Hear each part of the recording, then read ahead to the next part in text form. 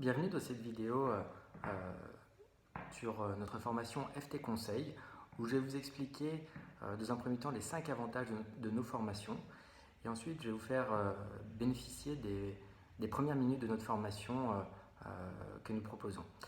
Ça vous permettra de bien cerner comment nous travaillons, la manière dont nous réfléchissons. Déjà, pour vous expliquer, les formations, nous les avons créées en 2012. Tout simplement, on avait beaucoup de demandes parce que nous étions une agence où il y en avait pas mal de clients. À ce jour, plus de 7500 depuis 12 ans que j'ai créé la société. Et on me demandait souvent les formations qui étaient les plus adaptées. Donc nous, ce qu'on a voulu mettre en place à travers notre formation, c'est une formation professionnelle. C'est vraiment le premier point qu'il faut avoir en tête. Ce n'est pas du tout une formation scolaire, c'est une formation qui vous permettra d'exercer le métier. Pas de module inutile. Donc voilà le premier avantage. Elle est faite par moi-même. Je suis quelqu'un d'expérimenté. C'est vraiment, je pense, un point important dans la mesure où quoi de mieux que d'apprendre avec quelqu'un qui a l'expérience, qui saura quoi répondre si vous êtes bloqué par rapport à un aspect. Le deuxième avantage de notre formation, c'est que nous sommes une agence. C'est-à-dire que nous avons des clients tous les jours depuis 12 ans. Donc on a une vraie expérience qu'on va partager avec vous de la partie que nous appelons business. Toutes les écoles, sans vouloir les critiquer, ce sont des écoles. Elles n'ont jamais relooké un seul client.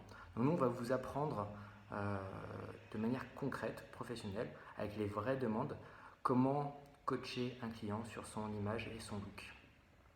Le troisième avantage, c'est que dans la formation longue, qui dure 10 jours, il y a un stage. Et là, on ne parle pas de stage d'observation, on parle d'un stage pratique. Vous allez faire les rendez-vous avec nous. Prenons le cas d'une séance en magasin avec un client. Vous irez chercher des tenues que vous pensez adapter pour le ou la cliente. Nous aussi, on fera essayer vos tenues et nos tenues. Donc ça vous permettra vraiment de mettre en pratique tout ce qu'on va vous apprendre de manière concrète. Il y a un autre avantage qui est le suivi. C'est-à-dire que ce n'est pas parce que vous aurez fini notre formation que vous ne pourrez pas nous contacter. Moi, je suis en contact avec toutes les personnes qu'on a formées pour les accompagner dans la réussite de leur projet. C'est pour ça qu'on forme que 8 personnes en individuel.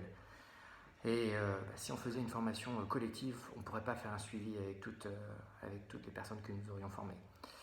Le dernier avantage, c'est évidemment qu'il y a plusieurs formations, une complète et une qui se fait totalement à distance. Donc dans les deux cas, la partie que nous appelons théorie et la partie également business peut se faire à distance en connexion vidéo Skype ou FaceTime avec moi-même. Voilà, donc maintenant je vais vous faire bénéficier des premières minutes de notre formation. Ça se passe vraiment de cette manière-là, donc soit dans nos bureaux à Paris, soit à distance. Donc on est en direct en général, c'est pas quelque chose d'enregistré comme cette vidéo. Voilà.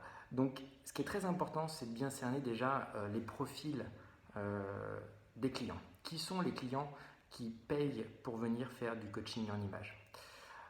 Moi, j'avais été formé dans une école et on m'avait dit va viser les demandeurs d'emploi, va viser les gens qui ont des problèmes d'image de soi et d'estime de soi, par exemple après une maladie, va viser les étudiants qui passent du monde étudiant au monde professionnel.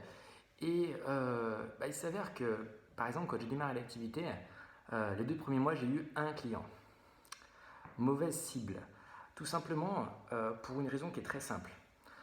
Les gens qui viennent nous voir, vous pouvez savoir très rapidement si quelqu'un va venir vous voir ou si quelqu'un peut être votre client.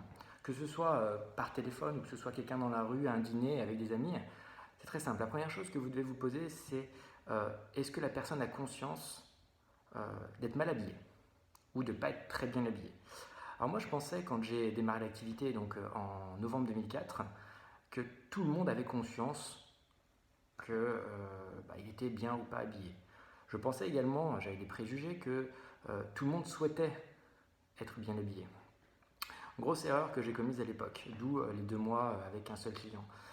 La vérité, c'est qu'il y a beaucoup de gens qui n'ont pas conscience qu'ils sont mal habillés. Donc votre but, c'est évidemment de ne pas perdre votre temps.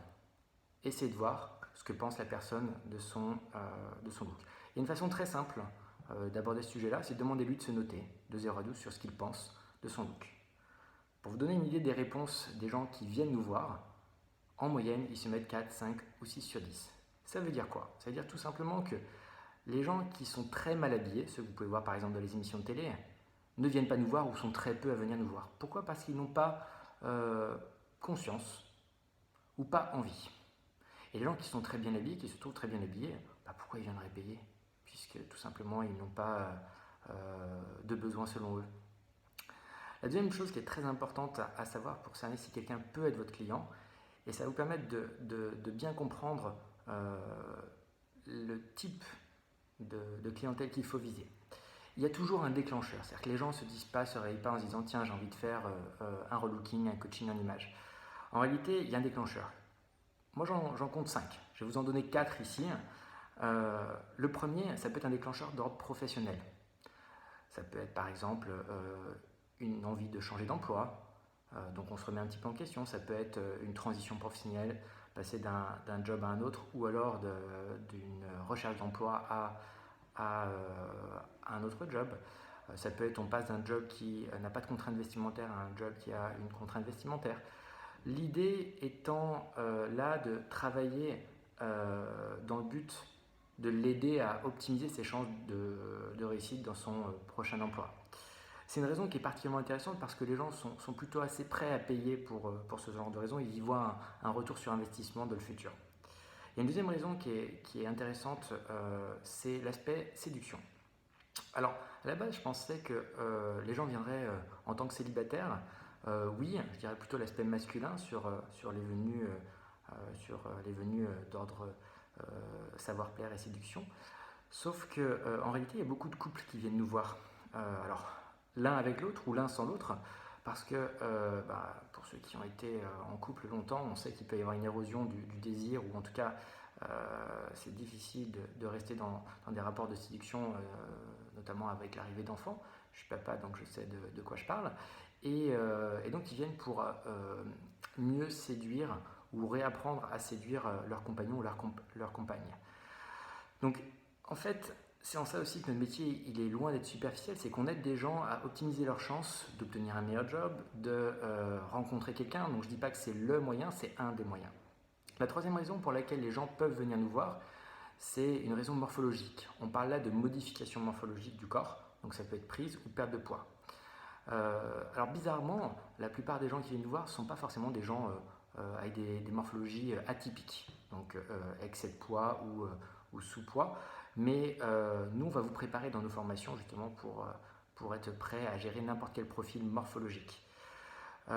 Donc les modifications morphologiques, par exemple, on peut les avoir à n'importe quel âge, après une grossesse, avec la ménopause, le stress, voilà. Idem pour le célibat ou les difficultés de couple, on peut l'avoir à n'importe quel âge.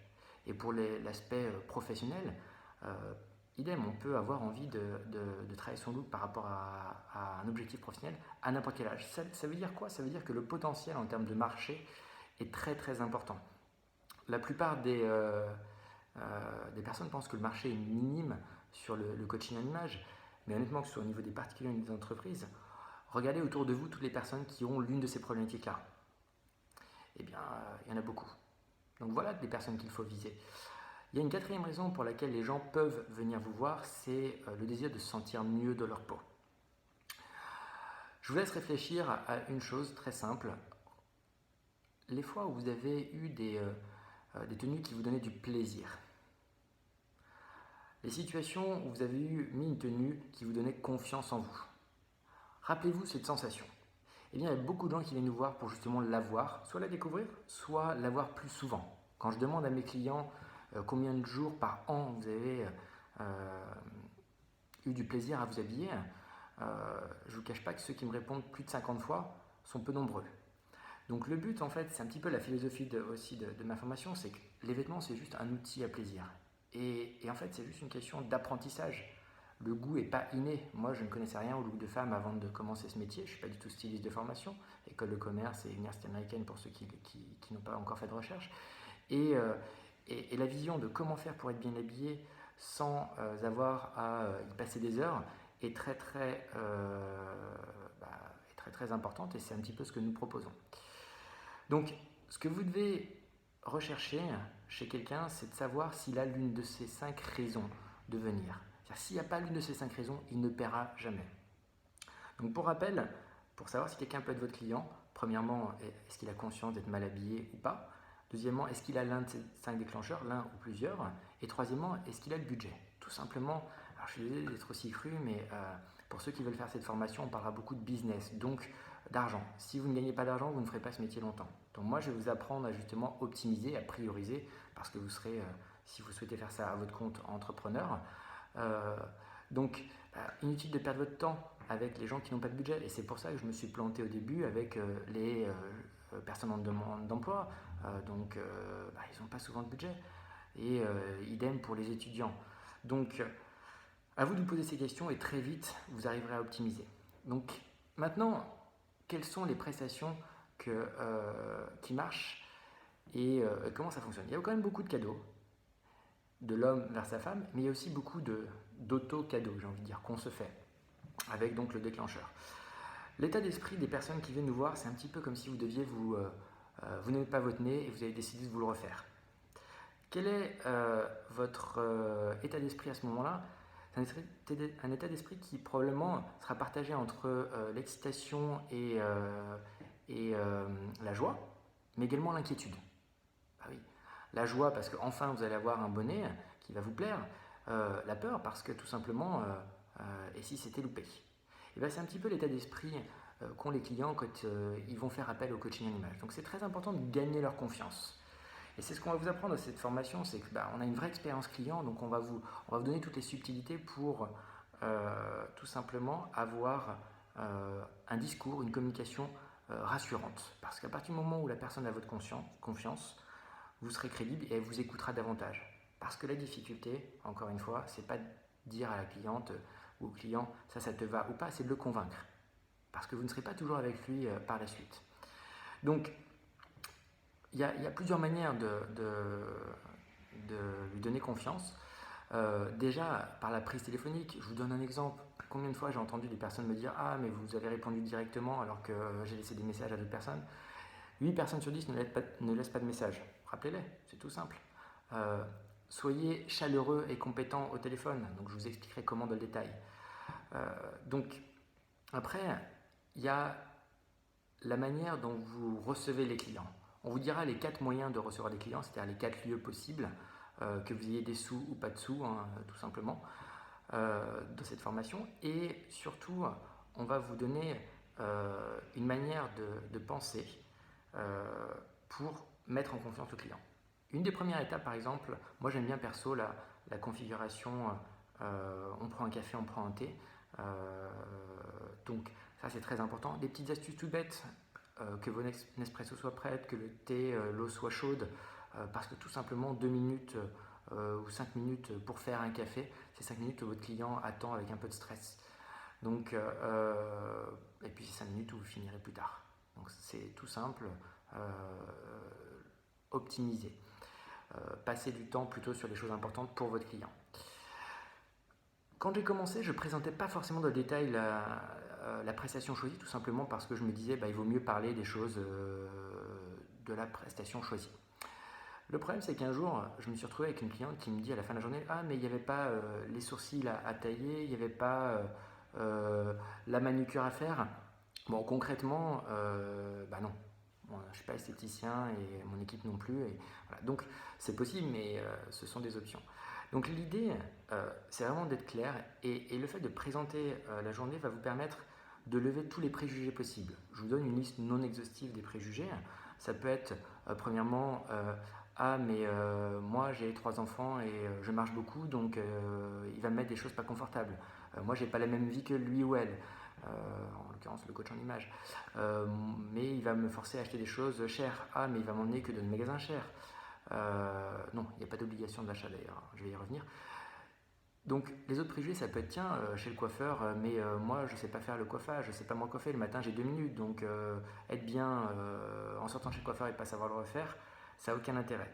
Donc voilà un petit peu les types de préjugés qu'on peut avoir quand on est client. Donc le but de la présentation, c'est évidemment de lever tout ça. Je vous donne un exemple très simple. Donc je vais vous présenter une partie du programme que nous proposons le plus. Et c'est la partie qu'on appelle diagnostic. Le but du diagnostic, c'est tout simplement, premièrement, de faire connaissance avec le client et de définir avec lui le style qui lui correspond. Le mot correspond est très très important parce que ça doit correspondre à sa personnalité, donc c'est bien, vous allez tenir compte de sa personnalité, vous allez tenir compte également de son mode de vie personnel et professionnel. Donc tout de suite, ça va le rassurer. L'autre aspect de cette partie diagnostic, c'est évidemment de lui donner des outils qui lui permettront d'être autonome. Ce mot-là est très important, c'est quelque chose que les clients recherchent, et de lui expliquer qu'une garde-robe, ça se construit petit à petit en fonction de son budget. Donc là, vous êtes en train de le rassurer en lui disant que vous n'allez pas le forcer à acheter toute une garde-robe en une fois, chose que la plupart des clients normaux, c'est-à-dire dans la norme, ne font pas. Donc dans cette partie-là, vous allez lever ce type de préjugés. Ce qui est très important à la fin de la présentation, c'est évidemment de valider avec le client ou la cliente est-ce que cela correspond bien à ce que vous recherchez. Ah oui, il suffit que ce soit un cadeau de la part de son mari qui lui dit ok, tu vas faire du relooking, coiffure, maquillage, etc. Il n'a peut-être pas précisé dans le détail, donc c'est important de faire ça. Alors dans la plupart des formations, dans la phase diagnostic justement, ils vous diront de faire connaissance avec le client en lui posant une trentaine, une quarantaine de questions. Le problème que ça va avoir, c'est que, c'est évidemment ce que j'ai fait au début, c'est qu'au bout d'une heure, vous n'auriez rien fait avec votre cliente et très simplement, ça va le perturber un petit peu. Donc, moi, j'ai identifié 6 questions. 6 questions que je pose au client avant même de commencer à lui donner des conseils. Par exemple, une des questions qui est très importante, c'est de bien comprendre pourquoi il est là et quelles sont ses attentes. C'est vraiment très important. Votre but, pour vous, c'est de cerner parmi les 4 raisons que j'ai données tout à l'heure. Il y en a 5 en tout, mais j'en garde une pour moi parce que c'est un petit peu notre façon de travailler et notre méthodologie propre à nous. Le but, c'est de savoir s'il est là pour des raisons pro, séduction, morphologie, mieux-être. Voilà. Parce que tout votre discours derrière, il va être basé par rapport à ça. Si vous voulez rencontrer quelqu'un, si vous voulez reséduire votre homme, si vous voulez être efficace et sérieux dans ce travail, il va falloir faire ça, ça, ça et ça. La deuxième question est très importante, c'est de savoir quel est leur job. Alors en fait, ça vous donnera plusieurs indications. Ça vous donnera des indications sur le type de revenus qu'ils peuvent avoir. Attention néanmoins, parce que si c'est une femme, et même si elle est secrétaire, que vous pensez qu'elle ne gagne pas beaucoup d'argent, elle peut être mariée à quelqu'un qui a du budget, donc ça ne veut rien dire, mais ça donne des indices. Le deuxième indice que ça peut indiquer, le job, c'est que ça va permettre de savoir si la personne a besoin d'une garde-robe, ce que j'appellerais business. Donc ce que j'appelle business, c'est costume cravate pour les hommes et tailleur pour les femmes. Parce que si la personne n'a pas besoin de tenue business de son cadre professionnel, il est fort probable qu'elle recherche quelque chose en termes de style, une orientation un peu cool, chic. Donc le cool chic peut se décliner de plein de manières différentes, mais déjà ça permet d'avoir identifié les pistes. Alors il y a une chose que je fais que j'ai commencé à faire en 2008. Avant je demandais qu'est-ce que vous pensez de votre style. Le problème c'est que ça peut vite faire des longs paragraphes avec les clients et puis ça veut rien dire, bien, moyen, etc. Ce que j'ai fait c'est que je leur demande de se noter de 0 à 10 sur ce qu'ils pensent de leur look au quotidien. En fait, ils répondent à la question sur l'estime d'eux vestimentaire. Dans cette question, sachez que la plupart des clients vous répondront 4, 5 ou 6. D'accord ? En tout cas, ceux qui viennent nous voir. Donc c'est très simple, l'idée c'est de leur parler de manière simple. Si c'est compliqué, ils n'appliqueront pas vos conseils. Donc moi je leur explique qu'on va identifier c'est quoi leur 10 sur 10. Et après, tout le monde connaît son 10 sur 10 puisqu'on a tous vu des gens qu'on trouve bien habillés. Donc le but, ça va être de mettre des mots dessus, ensuite des visuels. Et je leur explique qu'on va leur donner une méthodologie qui leur permettra de savoir faire le 6, le 7, le 8, le 9 et le 10. Donc, ensuite, je leur demande, quatrième question, de me dire ce que les autres pensent de leur look. Donc là, vous allez parler des collègues. C'est là qu'éventuellement vous allez poser la question de leur mari, compagne. Regardez s'il y a une alliance, ça donne des indices. Et donc, c'est là qu'il faut essayer de savoir donc, si la personne est célibataire ou pas. L'aspect célibataire, séduction, ils ne vous le diront pas forcément tout de suite dès le début. Il faut les mettre à l'aise. C'est à ce moment-là qu'il faut poser la question. Donc, prenons l'exemple d'un cas vraiment précis. Je vais dire, voilà, donc maintenant j'aimerais savoir ce que les autres pensent de votre look. Donc, je ne sais pas si vous êtes en couple. Et là, la personne va vous dire, oui, non, vous verrez. Vous laissez un petit silence. Si la réponse est oui, donc qu'est-ce que votre compagnon ou compagne pense de votre look? Si la réponse est non, je vais formuler très clairement, est-ce que travailler votre look dans le but de rencontrer quelqu'un peut être un des objectifs? Oui, non. Donc, la question suivante, c'est le type de changement. En fait, je vous raconterai plein d'anecdotes de la formation qui nous sont arrivées, mais cette question, elle est issue d'une cliente un jour qui est venue nous voir, qui nous fait comprendre sans que ce soit clairement explicite, donc là on est probablement avant les années 2010, qui nous fait clairement comprendre que ce qu'elle recherche, c'est plutôt un petit changement. Sauf qu'elle n'achète rien pendant la période shopping parce que tout simplement elle nous a payé, c'était un investissement pour elle, et qu'elle a les cheveux courts, donc le type de changement, et on n'a pas fait de coloration, n'était pas probant. Enfin, en tout cas, il n'y avait pas un changement radical. Voilà. Mais on a fait des petits changements, on a fait des plus gros changements pour lui montrer quoi explorer. Voilà. Et à l'époque, on ne faisait pas de photos pendant les essayages. Ce qui se passe, c'est que le lendemain, elle m'appelle en me disant: ah, mais je suis pas content, ça change pas assez. Donc, depuis cette cliente, en fait, comme elle n'avait rien acheté, évidemment, ses collègues au travail ne lui ont pas fait de retour tiens, tu as fait un relooking. Bon. Donc, maintenant, je demande clairement à nos clients, je leur fais 3 propositions. Dites-moi si vous voulez un changement radical, un changement important mais pas radical, ou des petits changements. Et en fait, pendant les essayages, c'est une des questions qu'on va essayer de résoudre, c'est de cerner un petit peu, parce que c'est très subjectif, qu'est-ce que c'est un changement radical? Quelqu'un qui n'a jamais porté de couleur, vous lui mettez un bracelet de montre jaune, c'est un changement radical pour lui. Quelqu'un qui n'a jamais porté de lunettes, des lunettes comme ça, c'est radical. Bon, donc c'est très subjectif. Et les premiers essayages vous permettront de savoir quel est le type d'objectif qu'elle recherche et de cerner ses limites. Voilà. Il y a une dernière question qu'on pose dans la phase diagnostic, c'est tout simplement de bien comprendre quelles sont les attentes en termes de style. Donc la question exacte, c'est est-ce que vous avez du style que vous recherchez? Si le client répond non, je vais le rassurer en lui disant tout de suite que c'est évidemment le but de notre entrevue, de le trouver. Si la réponse est oui, il va vous dire, ou elle va vous dire peut-être, bah, j'aimerais être plus élégant mais sans faire strict, ou j'aimerais faire plus moderne. Voilà. Donc en tout cas, vous notez ces objectifs-là. Ce qui est très important à ce moment-là, c'est de faire un résumé de ce que la personne vous a dit. Voilà, donc si j'ai bien compris, vous êtes là pour ça, pour ça, pour ça, pour ça, vous trouvez votre style 5 sur 10, votre mari pense que vous manquez de féminité, etc., etc. Et donc ensuite, c'est là que nous, on commence notre phase de conseil avec notre méthodologie qui est donc exclusive à AFT Conseil, qui est vraiment basée sur notre expérience. Je vous donne un petit peu mon point de vue. Je pense qu'une garde-robe, c'est comme un puzzle. C'est un peu la vision qu'on a. Il faut un haut, un bas, des chaussures, il faut que ça s'assemble. Je pars également du principe que si vous n'avez que des choses qui vous vont dans votre garde-robe, vous ne pouvez pas être mal habillé. Donc si on est mal habillé, c'est qu'on a fait des mauvais choix, des mauvais achats. Donc en fait, si on veut que nos clients améliorent leur look, il va falloir changer des habitudes. Et les principales habitudes, ça va être de la manière de construire la garde-robe. Et c'est ce qu'on va leur apprendre avec la méthode FTC. C'est-à-dire comment construire sa garde-robe. Il va falloir changer plein d'habitudes. Et je vais commencer par une habitude. Et ce sera le dernier conseil que je vous donnerai dans cette première vidéo. En fait, la plupart des gens, quand ils font les boutiques, ils cherchent ce qui leur plaise. D'accord?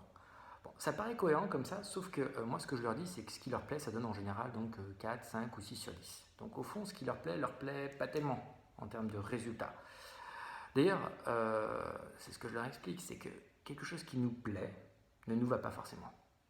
Donc moi, ce que je leur dis, c'est qu'il faut inverser leurs critères d'achat. Là, on parle de critères d'achat, de pourquoi ils achètent, pourquoi ils vont vers tel produit. La plupart des gens cherchent ce qui leur plaise et essaient pour voir si ça va, donc parfois ça va pas. Malheureusement, pour le moral, c'est pas top. S'ils sont là pour se sentir mieux de leur peau, c'est loupé. Et puis, c'est du temps de perdu. La plupart des gens ont peu de temps.